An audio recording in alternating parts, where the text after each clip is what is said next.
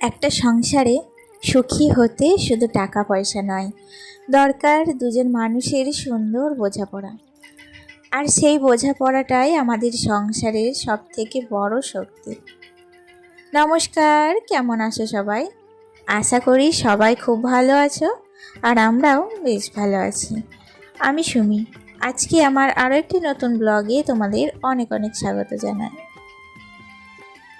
প্রতিদিনের মতো আজও শুরু হলো সংসারের ব্যস্ততা দিয়ে। ঘরের কাজ, রান্নাবান্না আর হাজার দায়িত্বের মাঝে একটা জিনিস আমাকে সব সময় শক্তি দেয়। কি বলো তো? আমাদের দুজনের পারস্পরিক বোঝাপড়া। সংসারে মতের অমিল থাকতেই পারে, ছোটোখাটো ঝগড়াও হয়, কিন্তু দিনের শেষে আমরা দুজনেই চেষ্টা করি একে অপরকে বুঝতে। কারণ সম্পর্ক টিকে থাকে ভালোবাসার পাশাপাশি সম্মান আর বিশ্বাসের ওপর। একটা স্বামী স্ত্রীর মধ্যে যখন বোঝাপড়া থাকে, তখন বড় সমস্যাও সহজ মনে হয়। আর সেই কারণেই হয়তো আমাদের সংসারে সুখ শান্তির অভাব নেই। জীবন কিন্তু নিখুঁত নয়, তবুও একসাথে পথ চলার এই ছোট ছোট মুহূর্তগুলোই আমাদের কাছে সবচেয়ে মূল্যবান। জানো তো, সংসার সুন্দর হয় তখনই যখন দুজন মানুষ একে অপরের পাশে থাকার প্রতিশ্রুতিটা ধরে রাখতে পারে। তোমাদের সাথে কথা বলতে বলতে আমার অনেক কাজ হয়ে গেল। আমি অনেক কিছু বেশি একটু বকবক করে ফেললাম তোমাদের সাথে, তাই না? আসলে কি বলো তো, সত্যি কথা বলতে কি, সংসারে একটা স্বামী স্ত্রীর মধ্যে একটু বোঝাপড়া না থাকলে না, সেই সংসারটা কখনোই সুখের হতে পারে না। তো আমাদের দুজনের মধ্যে এই বোঝাপড়াটা অবশ্যই আছে। কারণ কি বলো তো, আমার কাজকর্ম, আমার পছন্দ সব সময় কিন্তু আমার নিজেরই। আমার ওপরে কিন্তু কেউ কিছু বলার নেই। কারণ কি বলো, আমি কিন্তু যদি মনে করি না যে আমি এই কাজটা করব, তাহলে কিন্তু সেটা করতে আমি কোনো বাধ্যতামূলক নই। কারণ আমার হাজবেন্ড আমাকে কিন্তু কোনো কাজেই বাধা দেয় না।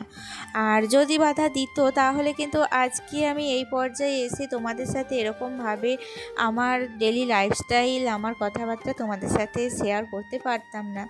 কিন্তু কি বলো তো, মাঝে মধ্যে মন খারাপ হয়। আর সংসারে থাকতে গেলে কোন সংসারেই বা ঝামেলা হয় না, তাই না?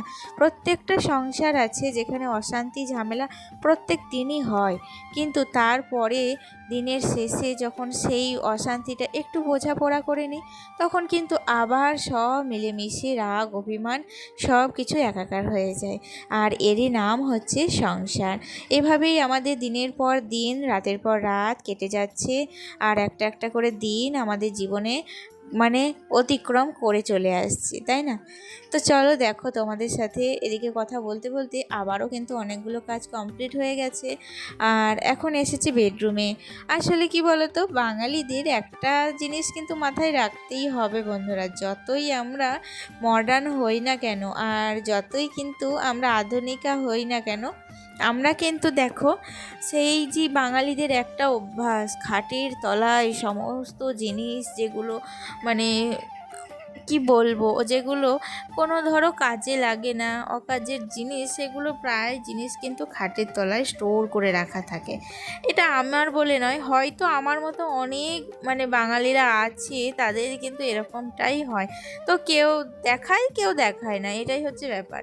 তো আজকে কি বলো তো, আমি না খাটের তলাটা একটু ভালোভাবে একটু ডিপ ক্লিনিং করলাম। সেদিনকে কিন্তু আমার ঘরটা ডিপ ক্লিনিং করেছিলাম ওপর উপরের দিকগুলো, তো নিচের দিকটা না অতটাও করা হয়নি।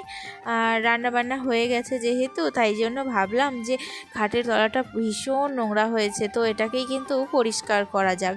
আর খাটের তলায় ঢুকে সমস্তটা বের করে ভালো করে ঝাড়ু দিয়ে নিয়েছি।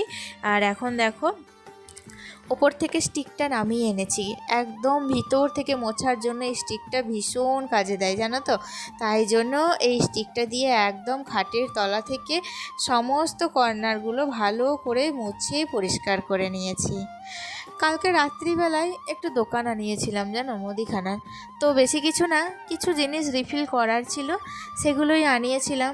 আর বেশিরভাগ সময় আমার কিন্তু ঘরে সব সময় মুদিখানার জিনিস আমি অল্প পরিমাণ থাকতে থাকতেই কিন্তু আনতে দিই, কারণ একেবারে ভাড়ার শূন্য হয়ে যাওয়া কিন্তু কোনো সংসারেরই জন্যই ভালো লক্ষণ না। তাই জন্য সব সময় থাকতে থাকতে জিনিস আনাটা একদমই কিন্তু ভালো, তাই না? এদিকে দেখো একটু বিস্কিট আনিয়েছিলাম। হ্যাঁ, তো আমার ছেলে না একটু হরলিক্স বিস্কুটটাই খেতে ভালোবাসে, তাই জন্য এই বিস্কিটটাই আনিয়েছিলাম। তার সাথে এই যে গুঁড়ো দুধ আনিয়েছিলাম, এটা আমাদের চা করতে লাগে। আর কি বলো তো, ছেলেকে সকালবেলায় পড়তে বসিয়েছিলাম, সকাল ঠিক না, ওই তোমার 11:30 কি 12টা মতো হবে, তো তখনই কিন্তু পড়তে বসিয়েছিলাম।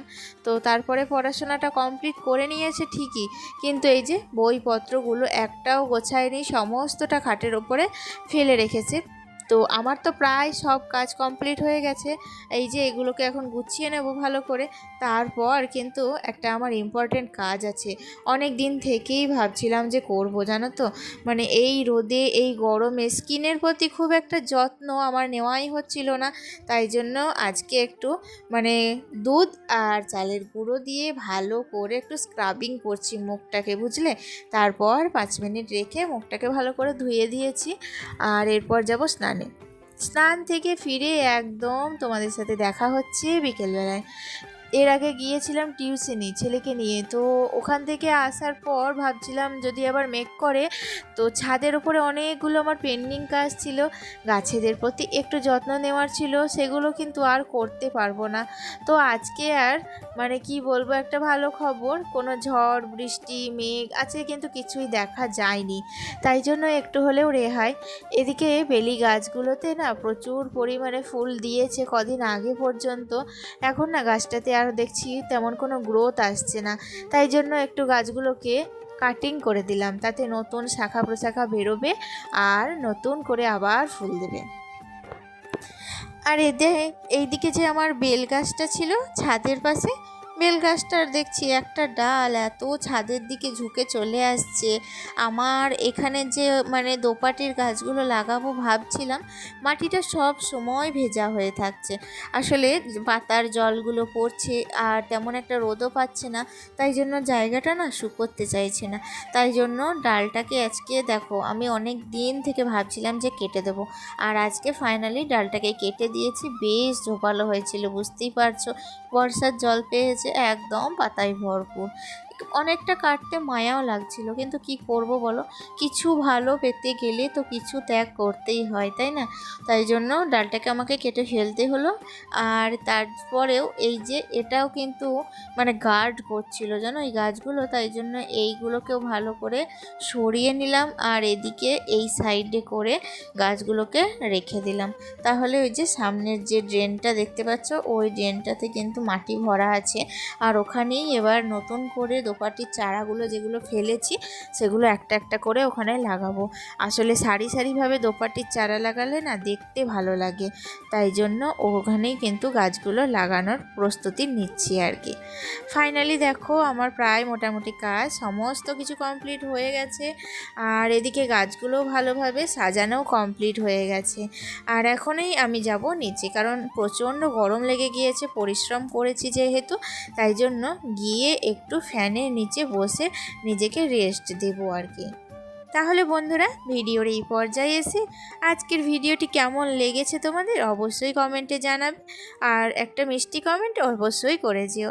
আজকে আসি, টাটা।